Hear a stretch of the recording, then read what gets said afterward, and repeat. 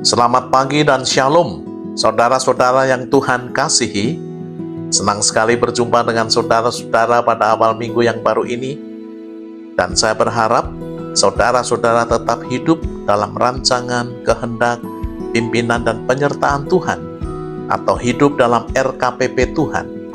Sebelum kita membaca dan merenungkan firman-Nya, mari kita mohon pimpinan Roh Kudus dalam doa. Bapa yang penuh kasih, kami bersyukur untuk satu minggu yang sudah kami lewati bersama Tuhan. Dan mengawali hari baru pada sepanjang minggu ini, kami mohon pimpinan Tuhan melalui firman-Mu. Cerahi hati dan pikiran kami, agar kami mengerti dan menjadi pelaku firman-Mu. Dalam nama Tuhan Yesus. Amin.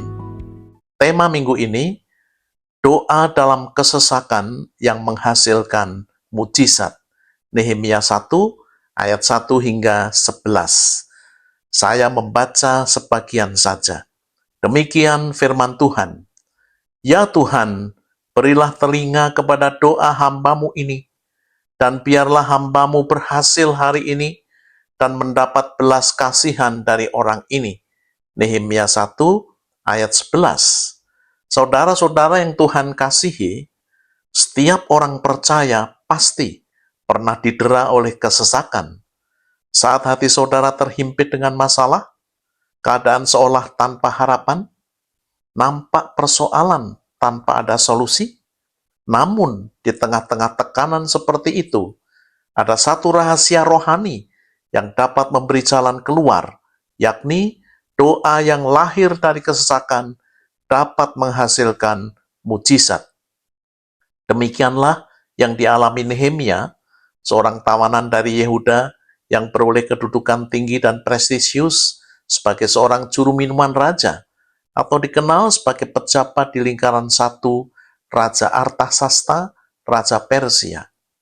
Ketika Nehemia mendengar kabar dari Hanani saudaranya tentang orang-orang yang tinggal di sana mengalami kesukaran, tembok-tembok Yerusalem terbongkar, pintu-pintu gerbangnya terbakar, ia menangis, berkabung, berpuasa, dan berdoa selama beberapa hari. Saudara-saudara, beberapa sikap dan tindakan Nehemia dalam meresponi kondisi Yerusalem. 1.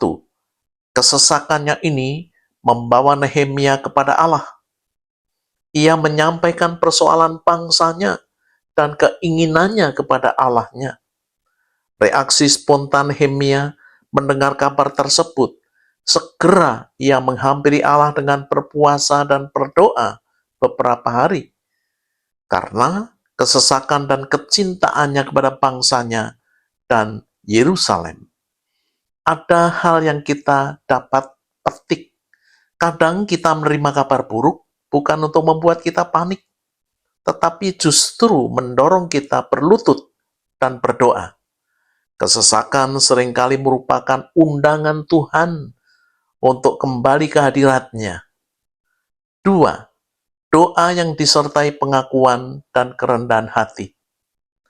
Nehemia mengakui melalui doanya bahwa Allah semesta langit maha besar dan dahsyat. Dan Nehemia terus berdoa sebelum menyampaikan beban dan keinginannya kepada Raja Artasasta. Nehemia seorang yang tekun berdoa. Doa tidak dapat dipisahkan dari kehidupannya. Demikian juga seharusnya bagi saudara dan saya. Memang mujizat selalu diawali dengan kerendahan hati. Dan Tuhan tidak berkenan kita menyalahkan orang lain, tetapi Ia mendengar doa orang yang mengakui dosa dan mencari pemulihan. 3. Doa yang berdasarkan janji Tuhan. Nehemia mengingatkan Tuhan akan firman-Nya. Ingatlah akan firman yang Engkau perintahkan kepada Musa. Dan Nehemia mendasarkan doanya pada janji Tuhan sendiri. Jika umat bertobat, Tuhan akan mengumpulkan mereka kembali. Doa merupakan hal yang kuat apabila berakar pada firman Tuhan dan bukan pada perasaan. Demikian juga ketika saudara berdoa di atas janji Tuhan, iman saudara dikuatkan karena saudara berdiri di atas kebenaran dan bukan ilusi. 4.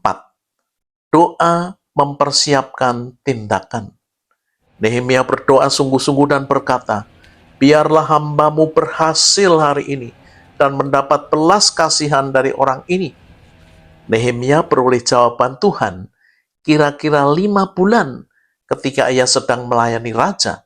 Nehemia menyampaikan beban dan keinginannya dan raja mengabulkannya. Doa merupakan kesiapan untuk saudara dapat bertindak dalam iman. Setelah Nehemia beroleh jawaban doanya, segera ia melangkah dengan berani dan Allah membuka jalan-jalan dengan mujizatnya.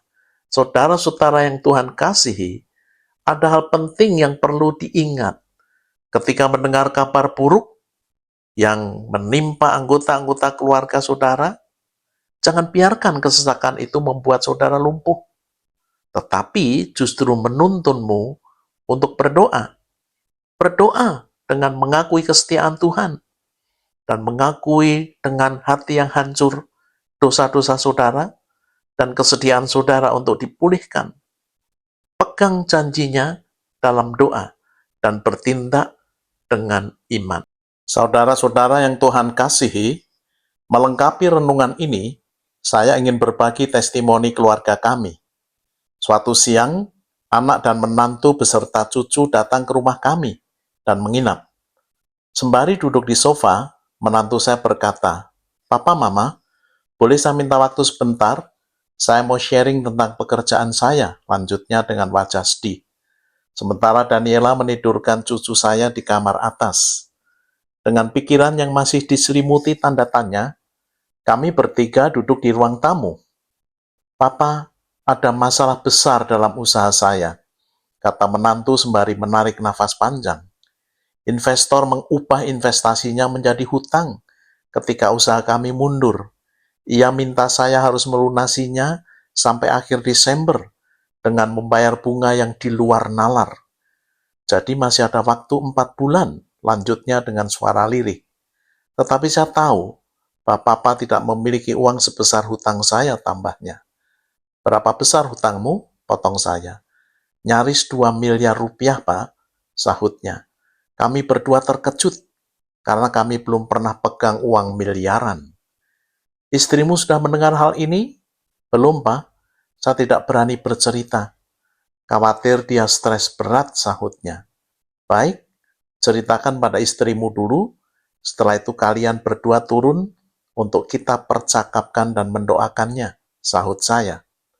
Sesudah berada di ruang tamu, saya bertanya kepada menantu saya, "Kamu sudah sampaikan ke istrimu?" "Sudah, Pak," jawabnya. "Anakku, bagaimana responmu?" tanyaku cepat. "Kaget dan sedih, Pak. Tetapi saya percaya Tuhan pasti tolong. Meskipun saya tidak tahu bagaimana cara Dia akan menolong. Tetapi saya percayakan hal ini kepada Tuhan dan mohon pertolongannya," jawabnya dengan penuh percaya. "Kamu mendengar sendiri apa yang dikatakan istrimu?" tanya saya. Menantu saya mengangguk. "Baik, sebelum kita mencari solusinya, kita berdoa terlebih dahulu," ajak saya. Setelah berdoa, kami mempercakapkan dan mencari jalan keluarnya. Tetapi tidak ada opsi atau jalan keluar dalam waktu yang pendek ini. Karena itu tidak ada jalan lain kecuali berdoa. Kemudian saya kutipkan janji Tuhan dalam Mazmur 50 ayat 15. "Berserulah kepadaku pada waktu kesesakan. Ia akan meluputkan engkau dan engkau akan memuliakan aku." Janji Tuhan ini harus kita percayai dan kita akan berdoa atas dasar jaminan Tuhan ini.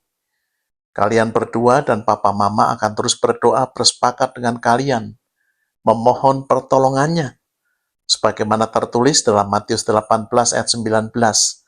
"Dan lagi aku berkata kepadamu, jika 2 orang daripadamu di dunia ini sepakat meminta apapun juga, permintaan mereka itu akan dikabulkan oleh Papaku yang di sorga." Firman ini merupakan janji Tuhan untuk suami istri juga. Sebab orang yang paling dapat bersepakat adalah suami dan istri. Akhirnya kami berempat bersepakat berdoa bersama dan memohon pertolongan Bapa di sorga. Kurang dari 3 bulan, anak dan menantu saya ke rumah lagi dengan wajah yang dipenuhi sukacita. "Papa, kami mengalami mujizat Tuhan. Hutang telah saya bayar lunas," katanya dengan gembira. "Duduk dan ceritakan dengan jelas," pinta saya dengan tidak sabar. "Papa, minggu lalu saya diundang oleh sebuah komunitas bisnis untuk berbicara tentang sosial media marketing. Selesai acara, kami masih berbincang-bincang dengan sejumlah peserta, dan tinggallah salah seorang peserta yang masih bercakap-cakap secara pribadi dengan saya. Beliau ingin tahu lebih banyak tentang diri dan usaha saya, hingga saya menceritakan masalah seorang investor yang mengubah dananya menjadi hutang ketika usaha bersama mengalami kemunduran. Tanpa pikir panjang, beliau mengatakan, "Saya akan bantu melunasi kewajibanmu itu, dan kamu dapat mengembalikan kepada saya tanpa bunga dan tanpa batas waktu," katanya. Saya mendengar respon beliau antara percaya dan tidak. Tetapi begitu beliau transfer 2 miliar rupiah ke rekening saya, barulah saya tersadar dan bergumam lirih. "Benar-benar mujizat," seru saya. "Wah, Tuhan mengutus malaikatnya untuk menolong kamu," sahut saya dengan sukacita. Kemudian kami berempat menaikkan doa dan pujian penuh ucapan syukur kepada Tuhan yang telah berkenan memakai salah seorang anaknya untuk menolong keluarga kami. Terpujilah Tuhan Yesus. Saudara-saudara yang Tuhan kasihi, dari renungan dan kesaksian yang menakjubkan ini, ada beberapa hal yang dapat kita terapkan ketika kita dihampiri oleh kesesakan. 1. Jangan panik ketika dihampiri oleh kesesakan dan hadapi bersama Tuhan. 2. Sampaikan persoalan saudara kepada Tuhan dalam doa dengan penuh percaya. 3. Percayai janjinya bahwa Ia akan menolong saudara. Dan yang terakhir, sampaikan pujian dan ucapan syukur ketika jawabannya tiba. Amin. Mari kita berdoa. Bapak, terima kasih untuk renungan dan pengalaman iman anak-anak kami bersama Tuhan. Kami mendoakan para pemirsa video-video kami yang mengalami kesesakan karena masalah-masalah finansial, penghasilan yang tidak cukup, yang terjerat hutang, terkena pemutusan hubungan kerja, dan yang sedang mencari pekerjaan yang lebih baik. Anugerahkan pertolongan-Mu agar mereka juga mengalami janji-janji Tuhan. Yang sedang berduka karena kehilangan seseorang yang mereka kasihi, kuatkan dan hiburkanlah mereka.